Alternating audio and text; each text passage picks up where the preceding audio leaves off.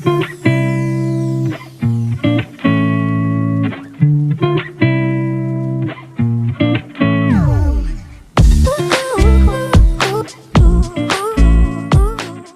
Guys, আসসালামু আলাইকুম, mister Tomal and welcome to another video. আজকের এই ভিডিওটিতে আমি আপনাদেরকে এমন একটি প্রজেক্ট বানিয়ে দেখাবো যেই প্রজেক্টটি কৃষক ভাইদের কাজে আসবে। তো চলুন আজকের ভিডিওটি শুরু করা যাক। তো এই প্রজেক্টটি বানানোর জন্য প্রথমে প্রয়োজন হবে এরকমের থার্মোকল, এরপরে প্রয়োজন হবে এরকমের একটি সোলার প্যানেল। আমরা এই তারগুলো এভাবে পেঁচিয়ে একটি বক্সের ভিতরে রেখে দেব। আমরা এই দুইটি তার বের করে নেব। এখন আমরা এখানে গ্লুগান দিয়ে আমরা এই বক্সটাকে এখানে বসিয়ে দেব। এখন আমরা এই বক্সের উপরে কিছু পরিমাণ গ্লুগান দিয়ে আমরা এই সোলার প্যানেলটা এভাবে বসিয়ে দেব। এখন আমরা এই সিস্টেমটিকে এভাবে উল্টিয়ে আমরা এই মাছ বরাবর কিছু পরিমাণ গ্লুগান দিয়ে আমরা এখানে একটি ক্যাপ বসিয়ে দেব।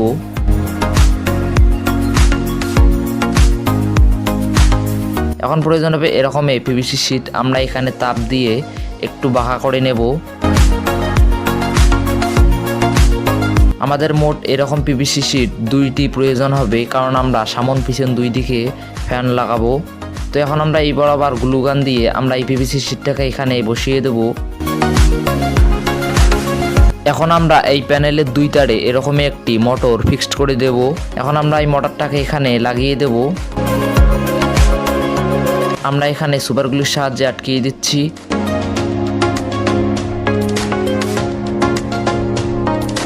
আমরা এই দুই তারে এরকমই একটি সুইচ কানেকশন দিয়ে দিয়েছি এবং আর একটি তার বের করে নিয়েছি। এখন আমরা এই দুই তারে আমাদের আরও একটি মোটর লাগিয়ে দেব। আপনাদের সুবিধার্থে আমি একটি ডায়াগ্রাম তৈরি করে নিয়েছি, আপনারা এই ডায়াগ্রামটি ফলো করে এই প্রজেক্টটি বানিয়ে নিতে পারেন। তো আপনারা দেখতে পাচ্ছেন আমরা সামনেও একটি ফ্যান লাগিয়ে দিয়েছি এবং পিছনে একটি ফ্যান লাগিয়ে দিয়েছি।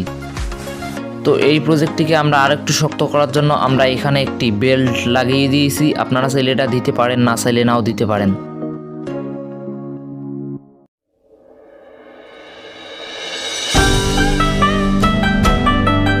তো এই প্রজেক্টটি মূলত কৃষি ভাইদের খুব কাজে আসবে।